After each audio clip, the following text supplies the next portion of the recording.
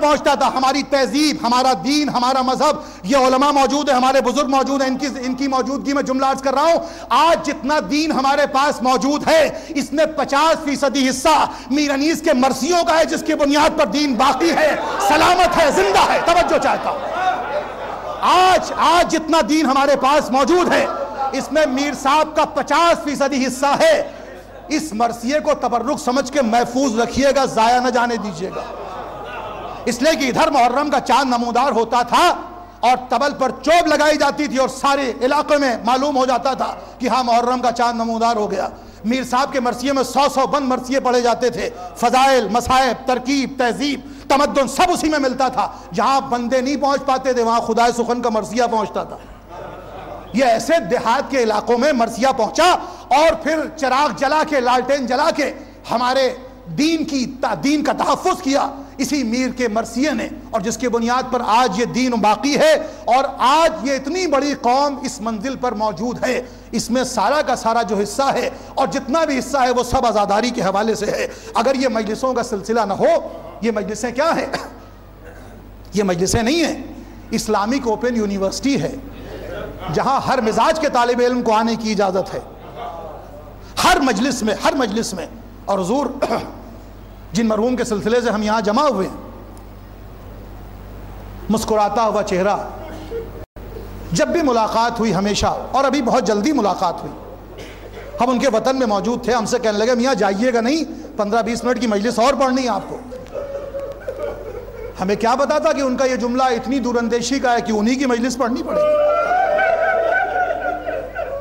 میرے پاس لفظوں میں گنجائش نہیں، میں کیسے پرسا دوں. مرحوم کے بچے، بیٹیاں، بیوہ، بھائی، اعزاء، اقربا، دوست، احباب سب موجود ہیں.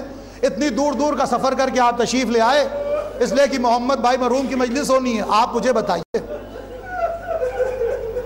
ہر مجلس میں، اب یہ تو چیلم کی مجلس ہے، ہر مجلس میں بلا استثناء ایک رشتہ ہوتا ہے جو رلانے کے لیے کافی ہوتا ہے، مگر ہر مجلس میں بلا استثناء ایک بیوی ایسی آتی ہے جس کے جگر کے 72 ٹکڑے ہوتے ہیں، اور وہ رومال لے کے آنے کے بعد ایک ہی جملہ کہتی، میرے لال کے چاہنے والوں خدا تمہیں سلامت رکھے.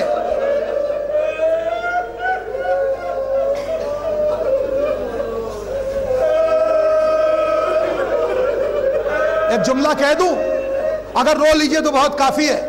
18 برس کی کسی ضعیفہ کو آپ نے دیکھا ہے؟ 18 برس کے سن میں بیٹیاں جوان ہوتی ہیں، مگر اللہ رسول کی اکلوتی بیٹی 18 برس کے سن میں ضعیف ہو گئی، عصا کا سہارا، کمر خمیدہ، ہر مجلس میں آتی ہے.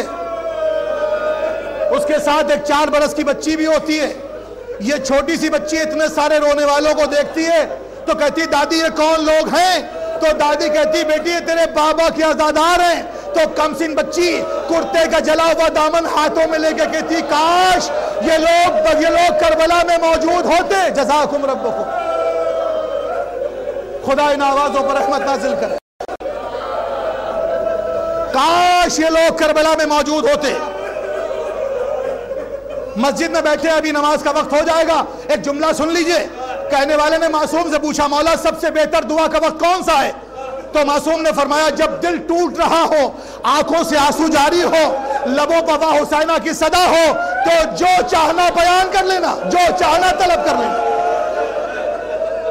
کہنے والا کہتا مولا کیوں؟ مولا نے کہ یہی وہ وقت ہوتا ہے جب ہماری دادی فاطمہ کے ہاتھ دعا کے لیے اٹھے ہوتے ہیں. خدا ان آوازوں پر رحمت نازل کرے. ہاں عزیزوں، کون حسین؟ وہی کربلا کا غریب مسافر جس نے 28ویں رجب کو مدینہ چھوڑا تھا. حسین کربلا کے مقتل میں تنہا ہے، اور مولا کی تنہائی کو میر انیس کی زبان سے سنیے.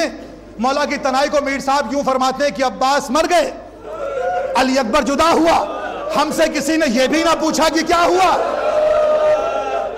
کتنا گداز ہے ان مصروں میں، ہم سے کسی نے یہ بھی نہ پوچھا کہ کیا ہوا. ہائے حسین کی تنہائی. جزاکم ربکم خیر الجزا، جزاکم ربکم خیر الجزا. فاطمہ کا لال خیمے کے دروازے پر کون سوار کرتا؟ نہ علی اکبر، نہ عباس، نہ قاسم، نہ محمد. وہ حسین جو 18 تلواروں کے سائے میں مدینے سے چل کے یہاں تک آیا تھا، آج بالکل تلا ہے۔ اب کسی کے پاس کوئی منزل نہیں ہے جو حسین کو سوار کریں، مگر آپ بہن نے آگے بڑھ کے حسین کو سوار کیا۔ اب یہاں بھی میر صاحب نے سہارا دیا، لفظوں میں گنجائش نہیں ہے۔ میر صاحب کہتے ہیں حسین جب کے چلے بعد دوپہر رنگ کو، نہ تھا کوئی کی جو تھامے رکاب توسن کو، حسین چپ کے کھڑے تھے جھکائے گردن کو، سکینہ جھاڑ رہی تھی ابا کے دامن کو، نہ آسرا تھا کوئی شاہ کربلائی کو، فقط بہن نے کیا تھا سوار بھائی کو۔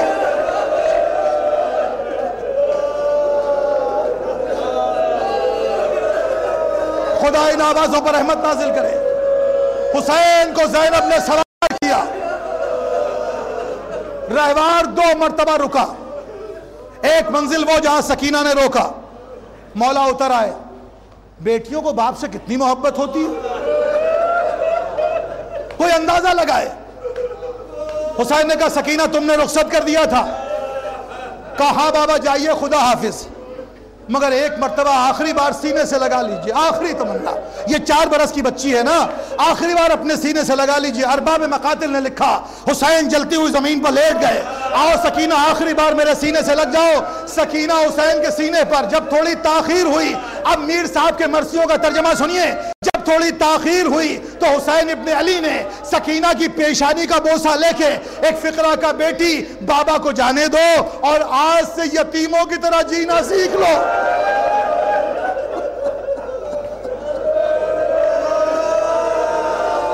اے سکینہ آج سے یتیموں کی طرح جینا سیکھو۔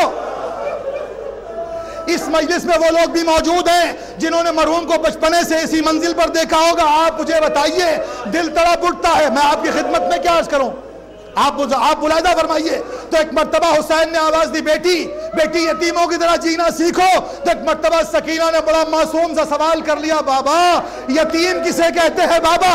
یہ جملہ حسین کے دل میں نشتر کی طرح لگا، اے بیٹی ہمارے بعد جب چہرے پر تماچے لگے،